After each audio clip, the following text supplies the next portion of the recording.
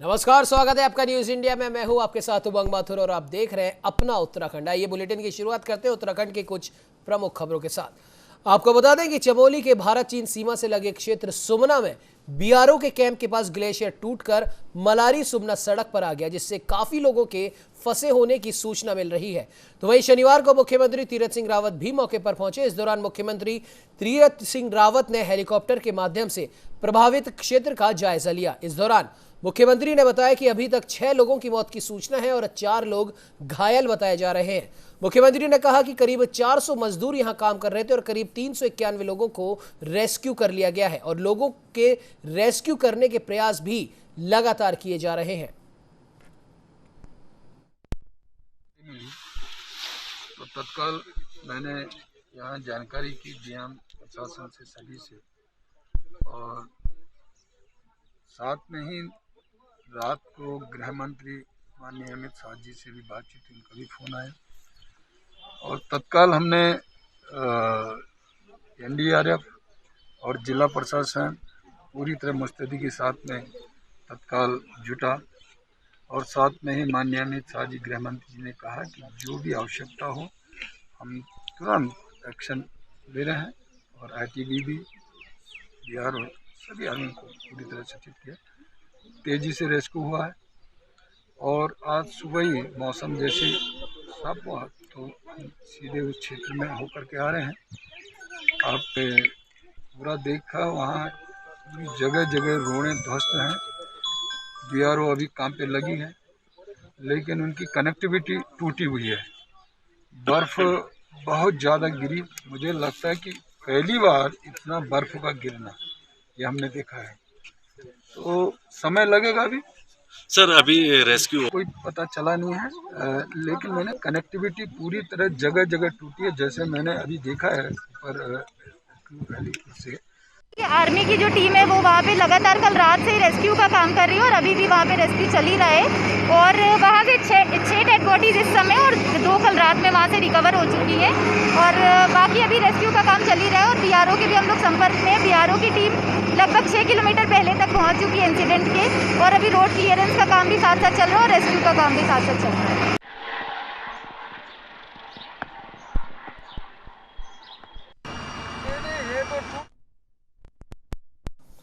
तो वहीं उत्तराखंड में कोरोना संक्रमण की दूसरी लहर रोज नए रिकॉर्ड बना रही है।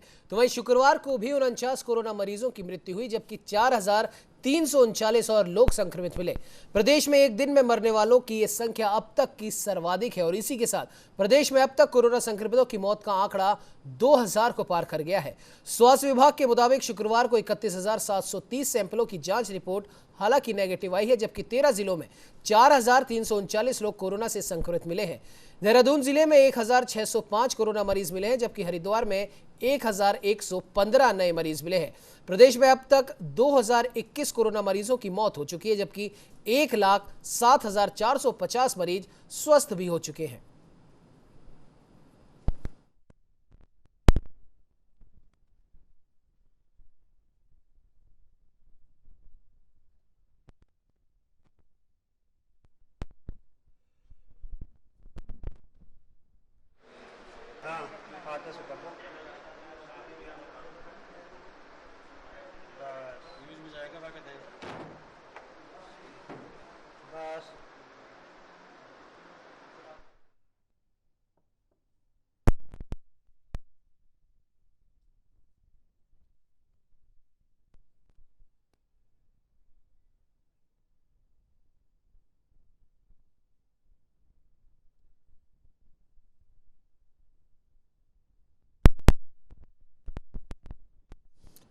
तो इस खबर पर ज्यादा जानकारी के लिए हमारे साथ में हमारे देहरादून से संवाददाता साक्षी शाहानी फोन लाइन पे जुड़ चुके हैं। साक्षी, जानना चाहेंगे आपसे, जिस प्रकार से पूरे भारत में कोरोना का संक्रमण तेजी से फैल रहा है, तो वही उत्तराखंड भी इससे अछूता नहीं है। हालांकि मुख्यमंत्री और तमाम प्रशासनिक अधिकारी इसकी बढ़ती रफ्तार पर लगाम लगाने की पूरी कोशिश कर रहे हैं। क्या कुछ अपडेट साक्षी इस खबर पर है? बिल्कुल उमंग, देखिए जिस तरीके से लगातार जो है 24 घंटों में संक्रमितों का आंकड़ा बढ़ता जा रहा है, अगले दिन आप देखते हैं हेल्थ अपडेट तो आए दिन जो है ग्राफ ऊंचा आपको दिखता है। अगर बात करी जाए कल के आंकड़ों की तो कल भी 4000 से अधिक जो है संक्रमित पाए गए, वहीं 3900 की मौत हुई। यानी कह सकते हैं कि लगातार जिस तरीके से संक्रमण बढ़ रहा है, ये चिंता का सबब है उमंग। और वहीं प्रशासन और सरकार जो है अपनी तरफ से पुरजोर तैयारी कर रही है, पुरजोर कोशिश कर रही है कि इस संक्रमण के दर को कहीं ना कहीं रोका जा सके। अगर बात करें प्रशासनिक स्तर की, तो जिस तरीके से में आज पूर्ण तरीके से लॉकडाउन है, तो उसके चलते प्रशासन जो है सख्त हो रखी है। पूरा इंतजाम कराया गया है। कोई भी व्यक्ति अगर बिना कोई आवश्यक काम नहीं है तो बिना आवश्यक काम के बाहर ना निकले, और अगर कोई बाहर निकल रहा है उसका जो है उससे फाइन लिया जा रहा है और साथ में उसको डांट फटकार के घर भी भेजा जा रहा है। यानी कह सकते हैं प्रशासनिक स्तर पे भी पूरी कड़ाई है कि लोग इस चेन को ब्रेक करें, और जो गाइडलाइन है और जो नियमावली सरकार के द्वारा बनाई गई है सेक्टर खुलने की, और उसके अलावा जो 2 बजे की गाइडलाइन आई थी दुकान खुलने की, उसको पूर्ण तरीके से आम जनमानस पालन करे, इसका पूरा इंतजाम जो है प्रशासन कर रहा है। वहीं सरकार की अगर बात करी जाए तो सरकार लगातार कोशिशों में लगी हुई है कि वैक्सीन में किसी तरह की कमी ना हो, वेंटिलेटर्स में कमी ना हो, बेड्स में कमी ना हो। लेकिन अगर जिस तरीके से बेड फुल हो रहे हैं, अस्पताल फुल हो रहे हैं, तो अलग अलग वेलफेयर एसोसिएशन भी हैं, जो अलग अलग संस्थान भी हैं, वो एकजुट आ रहे हैं और बोल रहे हैं कि आप हमारी जगह इस्तेमाल कर लीजिए कोविड बेड्स लगाने के लिए, कोविड संक्रमित रखने के लिए। यानी कह सकते हैं कि सब लोग एकजुट होकर, चाहे पक्ष हो विपक्ष हो, कोई वेलफेयर एसोसिएशन हो, प्राइवेट एसोसिएशन हो, पब्लिक एसोसिएशन हो, सारे एकजुट मिलकर उत्तराखंड में कहीं ना कहीं कोरोना को मात देने के लिए जुटे हुए हैं। लेकिन जनमानस को ये समझना बहुत जरूरी है। बिल्कुल साक्षी, हालांकि कोरोना की बढ़ती रफ्तार वाकई में चिंता का विषय ज़रूर है, लेकिन अगर हम तमाम सरकारी और प्रशासनिक जो प्रयास इसके लिए किए जा रहे हैं अगर उनकी हम बात करें, तो कहीं ना कहीं 1,07,450 मरीज ठीक होकर घर भी जा चुके हैं। तो इस बढ़ती रफ्तार के साथ में ये भी एक हम कह सकते हैं राहत वाली खबर है। साक्षी, बिल्कुल, देखिए जिस तरीके से रात दिन जो है सारे हेल्थ वर्कर्स लगे हुए हैं, सरकार प्रशासन रात दिन जो है योजनाएं बना रहे हैं, नियमावली बना रहे हैं कि इस तरीके से क्या योजना निकाली जाए कि लोगों के अंदर भी इस चीज को लेकर जागरूकता है और साथ में इस चेन को भी ब्रेक करा जाए। ताकि देखिए जिस तरीके से कम्युनिटी स्प्रेड एक तरीके से फैल चुका है उत्तराखंड में, तो ये कहीं ना कहीं मुश्किल बनी हुई है सबके लिए। क्योंकि देखिए एक व्यक्ति भी अगर संक्रमित होता है तो वो अपने साथ पता नहीं कितने ही लोगों को संक्रमित कर देता है। तो उसके चलते हर कोई अपने अपने स्तर पे जो है पुरजोर तैयारी कर रहा है। अगर बात करी जाए विभिन्न मंत्रियों की, तो जिस तरीके से आम जनता मंत्रियों के साथ बातचीत करने के लिए सुबह उनके आवास से पहुंची होती थी ताकि विचार विमर्श करा जाए, बातचीत करी जाए, तो उस पर भी अब मंत्रियों ने ये एक नया अभियान चलाया है कि कोई भी आए ना और उनसे बातचीत ना करे, यानी अपने आवाज से किसी भी आम जनता को आने नहीं दे रहे हैं, ताकि इस तरीके से ये माहौल जो है उत्पन्न ना हो कि भीड़ भड़ाका हो, जिससे संक्रमण का जो खतरा है वो बढ़ा जा सके। यानी कुछ समय के लिए जो है लोगों से गैदरिंग और सोशल डिस्टेंसिंग का ये जो पालन है ये सब करा जाए, ताकि ये जो चेन बनी हुई है इसको किसी तरीके से तोड़ा जा सके। और जो लोग इसमें लापरवाही कर रहे हैं उनके खिलाफ, मैं आपको पहले भी जिस तरीके से मैंने आपको बताया था कि लगातार जो है फाइन प्रशासन ले रही है, तो इस पर जो है विभिन्न फाइन भी दिए जा रहे हैं। और साथ में कह सकते हैं कि जो स्वास्थ्य विभाग के तमाम कर्मचारी हैं वो 24 घंटे ड्यूटी पे लगे हुए हैं ताकि इस संक्रमण की चेन को कहीं ना कहीं तोड़ा जा सके। बिल्कुल बिल्कुल साक्षी, बिल्कुल आपने सही कहा। कहीं ना कहीं संक्रमण की इस चेन को तोड़ना बहुत ज़्यादा ज़रूरी है। इसके लिए ज़रूरी है कि सरकारी और प्रशासनिक प्रयासों के बाद भी जनता भी इन प्रयासों में अपना योगदान अगर देगी तो बहुत जल्द इस कोरोना की बढ़ती चेन को तोड़ा जा सकेगा। फिलहाल इस खबर पे तमाम जानकारी देने के लिए साक्षी आपका बहुत बहुत धन्यवाद। और आपको बता दें कि उत्तराखंड में लगातार कोरोना अपने पैर फंसा रहा है, जिससे लेकर एहतियातन तौर पर शनिवार और रविवार को राजधानी देहरादून में पूर्ण कर्फ्यू लगा गया है। ऐसे में लोगों को कोरोना के प्रति जागरूक करने के लिए पुलिस अधीक्षक सरिता डोभाल ने मोर्चा संभाल रखा है। और पुलिस किस तरीके से काम कर रही है इसे लेकर पुलिस अधीक्षक सरिता डोभाल से खास बातचीत की हमारे संवाददाता विशाल गर्ग ने। में एक बार फिर कोरोना बेकाबू हुआ है और लगातार कोरोना के जो मामले हैं वो बढ़ते हुए नजर आ रहे हैं। आपको उत्तराखंड की सड़कों पर देहरादून की तस्वीरें दिखाना चाहेंगे। लगातार यहाँ पर जो लोग हैं वो घरों से बाहर निकल रहे हैं और हमारे साथ एसपी सिटी मैडम सरिता डोभाल जी भी हमारे साथ में। हम आपसे भी जानना चाहेंगे किस तरह का अभी माहौल है और किस तरह से आप लोग फील्डिंग कर रहे हैं आज। देखिए, जो गाइडलाइंस हैं सैटरडे और संडे को लेकर के, कोविड को लेकर के, तो उनका हम लोग अनुपालन करवा रहे हैं। बैरियर हम लोगों ने लगाए हुए हैं। अननेसेसरी जो आवाजाही कर रहे हैं उनके खिलाफ लगातार कार्रवाई की जा रही है। मैम लगातार आप मोर्चा संभाले हुए हैं, रात का आप मोर्चा संभाल रहे हैं, दिन में आप फिर से सड़कों पर उतर जा रहे हैं कि ताकि लोगों को जागरूक किया जा सके। किस तरह से आप लोगों को जागरूक कर रहे हैं? देखिए लगातार ही लोगों को बता रहे हैं कि क्या क्या रिस्ट्रिक्शंस हैं, किनको फॉलो किया जाना चाहिए। उसके अतिरिक्त जो लोग नहीं फॉलो कर रहे हैं उनके खिलाफ हम लोग वैधानिक कार्रवाई भी कर रहे हैं। जो लोग बेवजह घर से निकल रहे हैं उनके खिलाफ किस तरह की कार्रवाई की आप बात कर रहे हैं, किस तरह से उन पर कार्रवाई हो रही है? देखिए लगातार जो है हम लोग इनके चालान कर रहे हैं और यदि आवश्यकता होगी और लगेगा कि जो है अननेसेसरी जो है गाइडलाइंस का पालन नहीं किया जा रहा है तो मुकदमा भी दर्ज किया जाएगा। मैम अगर किसी व्यक्ति को जरूरी सामान की ज़रूरत पड़ती है और ऐसे में अगर वो पुलिस से कोऑर्डिनेट करता है तो पुलिस किस तरह से उनकी मदद कर सकती है? क्या उनके घरों पर जरूरी सामान पहुंचाया जा सकता है? जी बिल्कुल, हम लोगों की टीम्स बनी हुई हैं थाना स्तर पे और ये नंबर्स भी हम लोगों ने सर्कुलेट किए हुए हैं कि इस तरीके के रिस्ट्रिक्शंस के दौरान अगर किसी को इमरजेंसी चीज़ों की आवश्यकता है तो पुलिस उनकी हेल्प करेगी।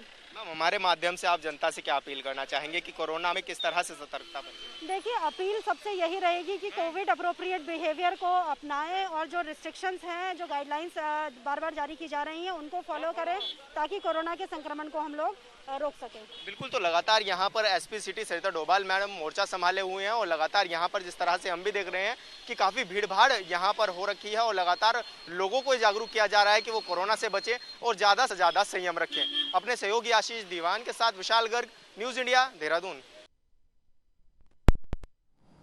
चलिए बढ़ते अगली खबर की ओर, जहां सन्यासी अखाड़ों के बाद अब बैरागी अखाड़ों के संतों ने भी अपने अपने गंतव्यों की ओर रवानगी शुरू कर दी है। दरअसल प्रधानमंत्री नरेंद्र मोदी की अपील के बाद सबसे पहले सन्यासी अखाड़ों ने कुंभ समाप्ति का निर्णय लिया था और उन्होंने कहा था कि 27 अप्रैल का शाही स्नान सांकेतिक रूप से करेंगे, लेकिन बैरागी अपने शाही स्नान को लेकर अड़े हुए थे और उनका कहना था कि हम 27 तारीख का शाही स्नान करने के बाद ही अपने अपने खालसों को रवाना करेंगे। लेकिन अब बैरागी अखाड़ों से जुड़े संतों का भी हौसला डगमगाने लगा है। बैरागी कैंप में लगे संतों के पंडाल भी अब उतरने लगे हैं और साधु संतों ने रवानगी शुरू कर दी है। गुरु महाराज जो हमारे हैं, महाराज श्री बड़े भाव लेकर के आए थे। भाव तो सभी संत लेकर के आए हैं, लेकिन महाराज जी भी भाव लेकर आए थे और उसका भाव का जो उनका मन का भाव था, हृदय का भाव था, वह दिख भी रहा है पांडाल के रूप में, सब ये कहते भी हैं। तो उस भाव के अनुसार अब की बार कुंभ हुआ नहीं, फीका हो गया, उसका आनंद नहीं आया। जैसा जो मन इच्छा थी वो मन इच्छा पूर्ण नहीं हुई, बल्कि उससे उल्टा हो गया। उल्टा ये हो गया कि एक तो डर भी फैल गया कि भाई कोरोना महामारी है, तो इसमें सभी भयभीत हो रहे हैं और सब धैर्य भी खो रहे हैं कि भाई अब क्या करें। वहीं आपको बता दें कि हल्द्वानी प्रशासन ने शहर में संक्रमित रोगियों की संख्या को बढ़ते हुए देखते हुए किसी भी हालत से निपटने के लिए हल्द्वानी के मिनी स्टेडियम को कोविड केयर सेंटर बनाने के लिए तैयारियां पूरी कर ली हैं। हल्द्वानी के मिनी स्टेडियम में लगभग 180 बेड की व्यवस्था प्रशासन के द्वारा की गई है, जहां पर खाना, रहना, सुरक्षा की व्यवस्था प्रशासन ने इसकी पूरी तैयारी कर ली है। डीएम धीराज सिंह गबरेयाल का कहना है कि संक्रमण को रोकना हम सबकी जिम्मेदारी है। प्रशासनिक तंत्र भी पूरी तरह सक्रिय है।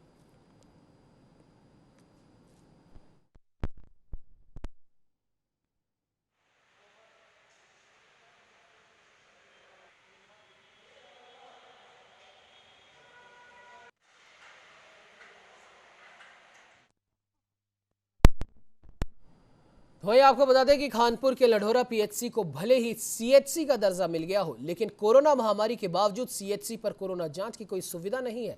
हालांकि सीएचसी पर कोविड टीकाकरण का काम बदस्तूर जारी है, लेकिन ये भी बहुत धीमी गति से चल रहा है। 16 जनवरी से लढौरा सीएचसी पर शुरू हुए वैक्सीनेशन में अब तक मात्र 1100 लोगों को ही कोरोना की पहली डोज लगी है, जबकि दूसरी डोज लेने वालों की संख्या करीब 250 है। कोरोना वैक्सीन के प्रति जागरूकता के लिए क्या कुछ व्यवस्थाएं की गई हैं, इसी को लेकर सीएचसी प्रभारी डॉक्टर अमित डाबरा से खास बातचीत की संवाददाता सुशील कुमार झा ने। इस वक्त हम कानपुर के विधानसभा लंढौरा में स्थित है।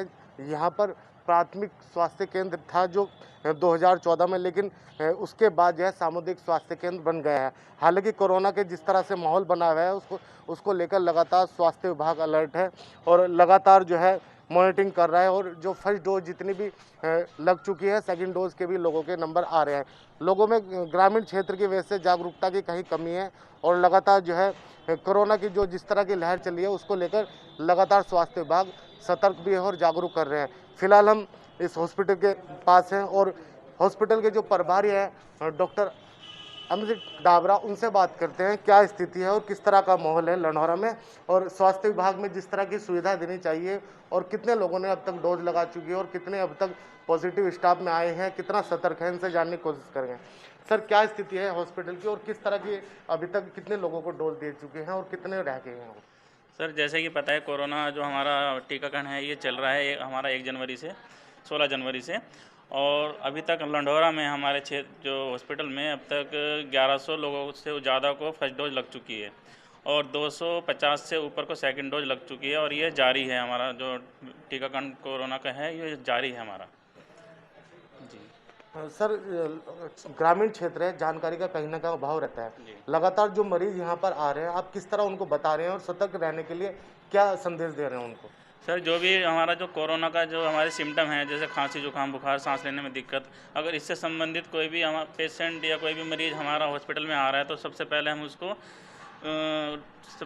उसको बता रहे हैं कि आप अपना वो जो जांच है कोरोना की जांच वो कराएं सरकारी हॉस्पिटल या प्राइवेट हॉस्पिटल में जाकर, और आइसोलेट रहने के लिए हम उनको बोल रहे हैं। अगर उनका कोरोना पॉजिटिव आ जाता है तो हम उनको सरकारी स्वास्थ्य विभाग की तरफ से उनको एक कोरोना किट प्रोवाइड की जा रही है। उसमें दवाई हैं, सैनिटाइजर हैं, मास्क हैं, सब कुछ, और उनको 17 दिन के लिए हम बोल रहे हैं कि वो अपना होम आइसोलेट हो जाएं। और इसके बावजूद भी अगर उनको कोई दिक्कत होती है तो टोल फ्री नंबर पर आप फ़ोन कर स्वास्थ्य विभाग को बता सकते हैं और स्वास्थ्य विभाग फिर उसमें जो भी प्रॉपर कुछ कॉम्प्लिकेशन या कुछ होता है तो उसको आगे के हॉस्पिटल में उसको रेफ़र करते हैं। सर, लगातार देश में ऑक्सीजन की कहीं ना कहीं कमी देखी जा रही है। हालांकि उत्तराखंड में अभी ऐसी स्थिति नहीं आई है। ऐसी स्थिति हमारे क्षेत्र में आती है, सामुदायिक स्वास्थ्य केंद्र लंढौरा में आती है, क्या व्यवस्था है ऑक्सीजन को लेकर? सर, ऑक्सीजन हमारे यहाँ पे हमारा ऑक्सीजन कंसनट्रेटर है, हमारे ऑक्सीजन के सिलेंडर है जिसमें मतलब 24 घंटे सप्लाई है, और कोई भी इस तरह का कोई सांस में दिक्कत वाला पेशेंट कोई किसी भी टाइम यहाँ पे आता है तो उसको ऑक्सीजन की सुविधा यहाँ पे मिलेगी। ग्रामीण क्षेत्रों को किस तरह का संदेश देना चाहते हैं? कहीं ना कहीं जानकारी का अभाव रहता है, तो क्या संदेश देना चाहेंगे और किस तरह अपना घर में रखरखाव करें और किस तरह कोरोना से बचा जा सकता है, इसके बारे में थोड़ा बताएं। सर, जैसे पता है कि कोरोना महामारी फैल रही है, ये सबसे पहले तो हम सबको अपने घर में रहना चाहिए। जैसा कि केंद्र सरकार, राज्य सरकार बार बार बोल रही है अपने घर में रहें, ज़्यादा बाहर ना निकलें, और इसी तरह हमारा जो वीकेंड पे कर्फ्यू भी लगाया जा रहा है और ये दुकानें भी 2 बजे तक खुल रही हैं। तो यही बोलना चाहूँगा कि अपने घर पर रहें। हॉस्पिटल में अगर ज़्यादा दिक्कत है तभी हॉस्पिटल में आएँ। कोई मामूली बीमारी है, किसी को दांत का खुजली, वो भी फ़िलहाल घर में रहें। कोई सांस में दिक्कत है या बुखार है, जुकाम है, तभी पेशेंट अपना हॉस्पिटल में आए, इलाज कराए। और घर पर आप दूरियां बना के रहें, मतलब 2 गज की दूरी रहे और मास्क पहन के रखें अगर बाहर भी निकलें तो, और अपने हाथों को बार बार धोते रहें। तो इसे डॉक्टर अमित डाबरा जिन्होंने साफ तौर पे बताया कि जिस तरह कोरोना तेजी से संक्रमण फैल रहे हैं और लगातार लोगों को बचाव की जरूरत है। अगर कहीं सिम्टम्स नज़र आते हैं तो तुरंत जाकर जो है अपना टेस्ट कराएं और जाकर जो है अपने होम आइसोलेट हो जाए। ज़्यादा ही जानकारी के लिए डॉक्टर से संपर्क करें। जिस तरह की डॉक्टर व्यवस्था बताते हैं उस तरह उनको फॉलो करना जरूरी है। लगातार जिस तरह संक्रमण फैल रहे हैं उसको कहीं ना कहीं बचाव की जरूरत है और जो डॉक्टर कहते हैं उसको कहीं ना कहीं मानने की जरूरत है, तभी हम इस कोरोना की चैन तोड़ सकते हैं। Sushil Kumar Jha, news India, Kanpur. चलिए बढ़ते अगली खबर की ओर, जहां कोरोना की बढ़ती रफ्तार को देखते हुए जनपद स्थित कोरोना डेडिकेटेड शंकराचार्य महाधवाश्रम अस्पताल कोटेश्वर में ऑक्सीजन प्लांट स्थापित किया गया है। ऑक्सीजन की सप्लाई आज से शुरू हो चुकी है, जिसका विधायक भरत चौधरी और मुख्य चिकित्सा अधिकारी बिंदेश शुक्ला ने निरीक्षण भी किया। कोरोना अस्पताल में 40 बेडों को ऑक्सीजन सप्लाई से जोड़ा गया है, जिसमें एक बार में सभी 40 मरीजों को ऑक्सीजन की सप्लाई की जा सकती है। तो वहीं बढ़ते कोरोना संक्रमण को लेकर अस्पताल प्रबंधन ने भी अपनी सभी तैयारियां पूरी कर ली हैं।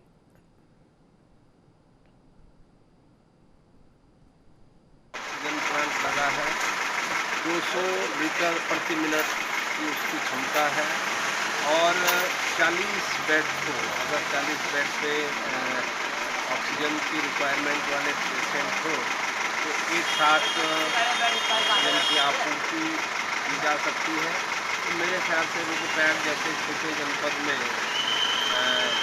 जो आने वाले समय में आवश्यकता ऑक्सीजन की है उसको ये प्लांट पूरा करेगा, ऐसी हम उम्मीद करते हैं।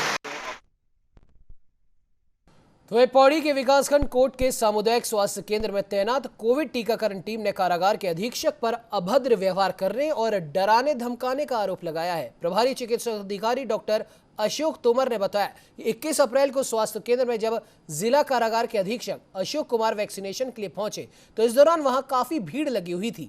जेल अधीक्षक लाइन में लगे बिना वैक्सीनेशन करने का दबाव बनाने लगे। वैक्सीनेशन टीम ने जब उनका पंजीकरण किया और कुछ देर इंतजार करने को कहा तो जेल अधीक्षक वैक्सीनेशन टीम को डराने धमकाने लगे। तो वही पूरे मामले की लिखित शिकायत सीएमओ पौड़ी को कर दी गई है।